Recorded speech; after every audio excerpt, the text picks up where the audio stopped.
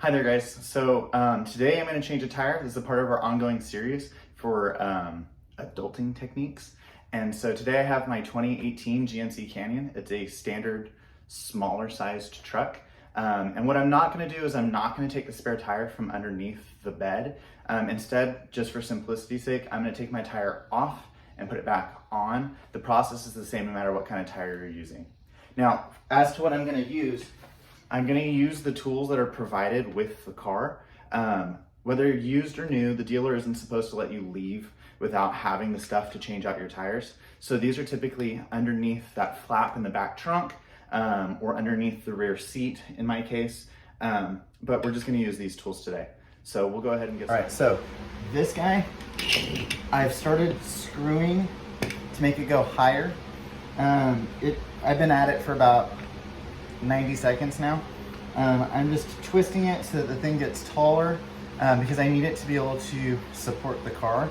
And there's really no reason for me to put the jack in yet. There's a little insert right here. There's no reason for me to use leverage because I can just do this with my fingers because there's no weight on it yet. So rather than wearing myself out, I'm just chilling, rotating it until it's about tall enough. All right, so right now we're under the car. What I was looking for is what the user manual described as a divot, and that is the divot right there. You will see that it will fit, oopsies, it's greasy. It will fit right into that divot once I jack it up just a tiny bit. Okay, so we're almost there, so I'm gonna get it into position, and then I'm gonna continue to raise it up. And I should be getting resistance sometime soon. All right, so now that the weight of the vehicle is on the jack, I can no longer finger tighten it. I'm gonna have to start using the other tool. In here, I've got 3 different pieces. I say the back, 4 different pieces. Obviously, I got the tire iron, got all the different little bits. This is what I'm gonna be using to help tighten. So let's go ahead and I'm gonna put it together. So all I'm doing is snapping the pieces together. It's just like putting together a tent. I don't need the full length of the pole because it's not that difficult to reach. But I'm gonna take this little hook bit and I'm gonna put it into the jack. So I inserted it into the jack. And so now I can twist it like this. If I want extra leverage, I can go the full length.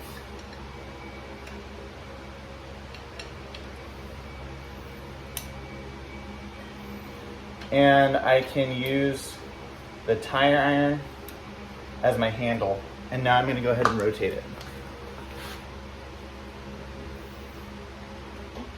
You can hear the groaning of the car as it gets lifted.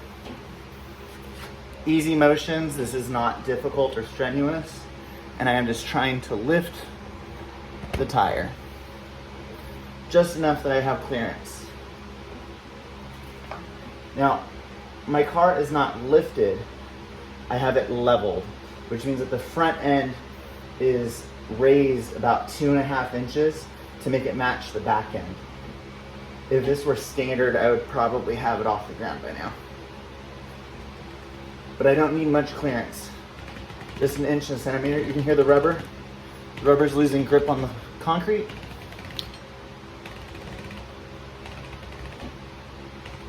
It's almost off the ground.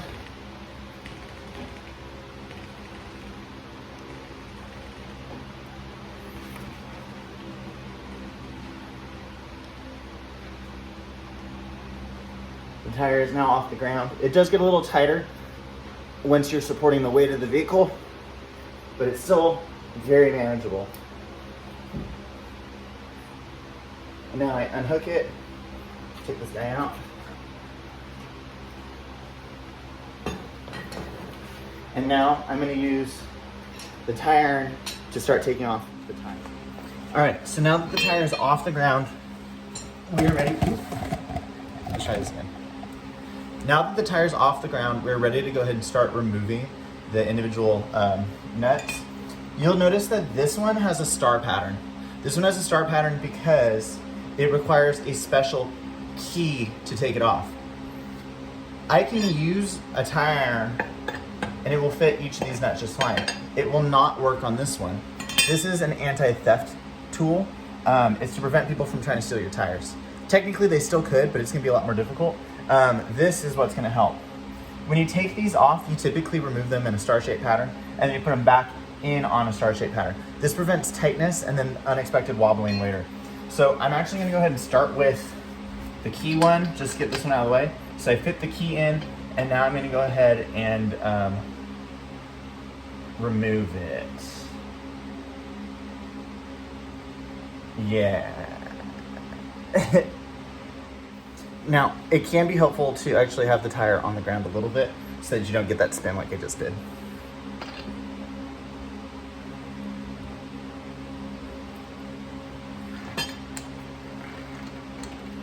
And they're usually only finger tight, so you need a tool at first, but then you can probably get it off the rest of the way with your hands. So now that that one's off, I can go ahead and do the rest.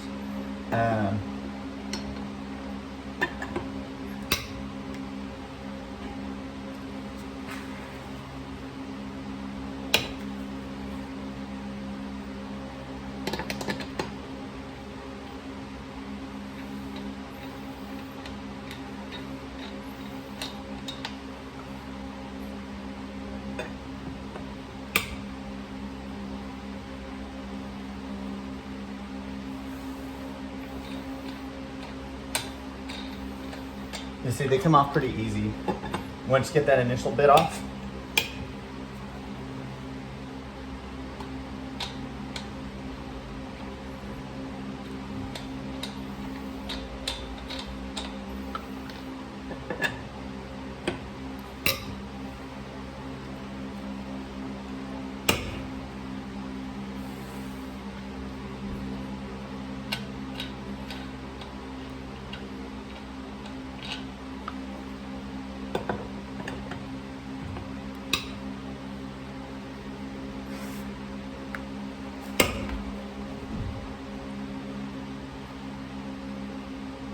I can feel this one's tighter.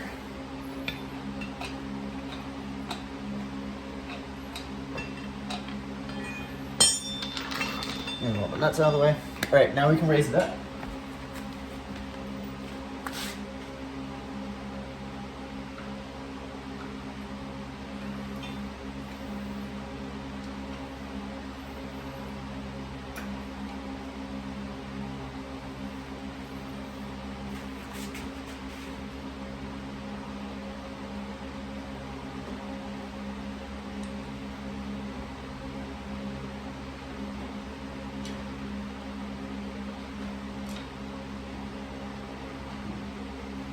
You can see the weight is now off the tire. It is off the ground. I then just remove the tire like that. So I'm gonna save myself the trouble. I'm not taking it all the way off because I'm gonna put it right back on. So that's how you remove the tire. Now let's imagine I got my spare tire out. I put my spare tire on. Oftentimes your spare tire may look different. So let's go ahead and put this guy back on. Okay. And I'm gonna go ahead and put on a single met. Why complicate things? I'm just loosely putting on one, loosely putting on the bottom one.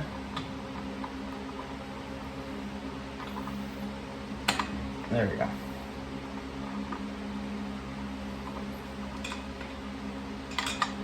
Let's try that again.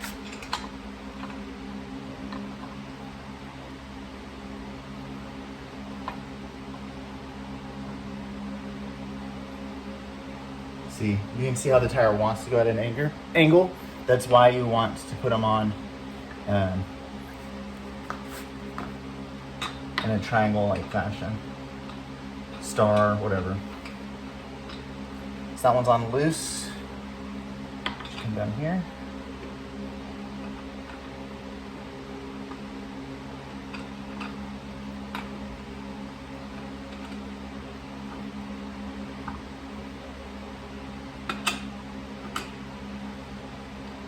In India, I was riding a taxi cab, and at one point our tire came off, and our cab driver said, "Oh, it's no problem." And I saw him put back on one nut. So you could drive on one nut, but in my experience, you don't get very far on one. Unless you're Lance Armstrong.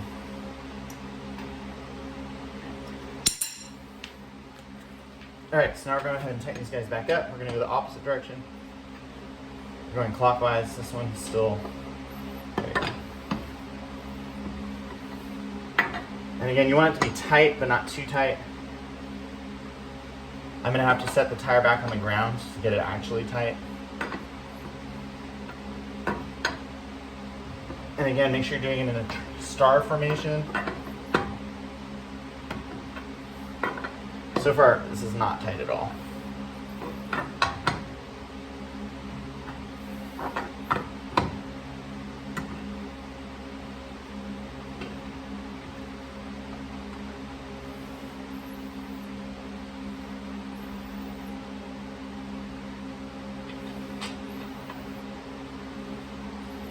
Key in.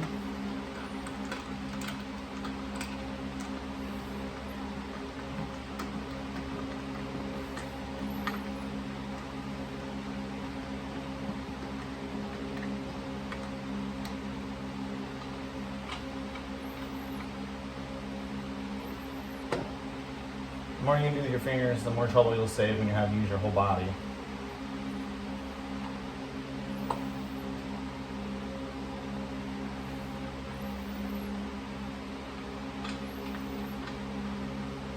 All right, so let's go ahead and lower this guy a little bit.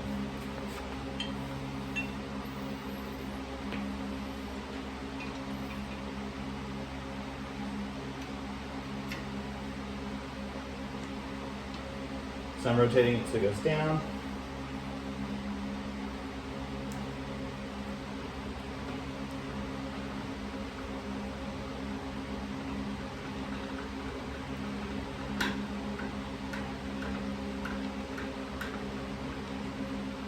I'm gonna put the jack away later.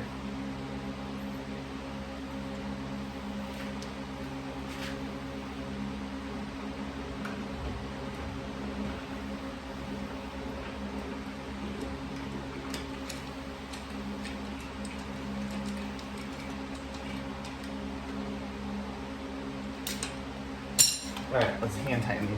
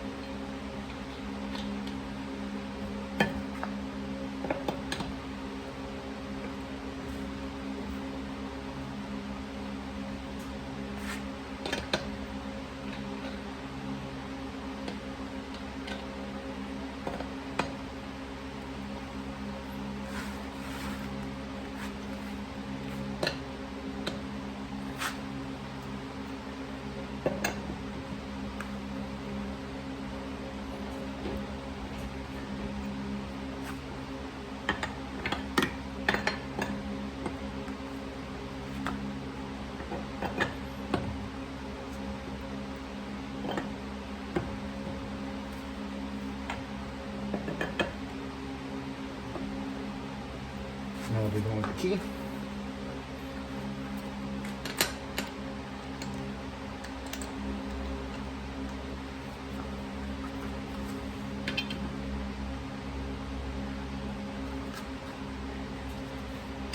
And there you go. Change the tire. So again, we changed the tire. A lot of using the tire iron. We used this is the hole I put it in, so we had leverage while we were pumping up the jack. I'm gonna have to unwind the jack to put it back away, but then make sure I put all of my parts away. I need to make sure I have this key on me, so I keep this key with my tire repair stuff. And there are other things that can make it a little more complicated. For instance, I was able to do this in a level garage. Otherwise, you'd really wanna make sure your car is parked If you have an emergency brake, you pull the emergency brake, parking brake.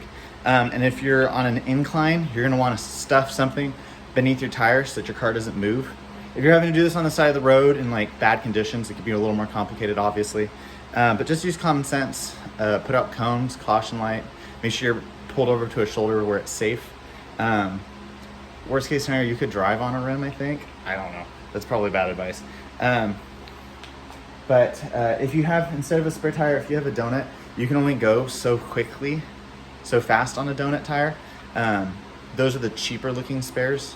You're not supposed to go at those at length. Those are just for emergency situations only. So I have a full-blown, regular-sized spare tire on a regular-sized rim, and it won't match, but I can go miles and miles on that thing. So if you have any questions, you can always let me know. But that is your tutorial on how to change a tire.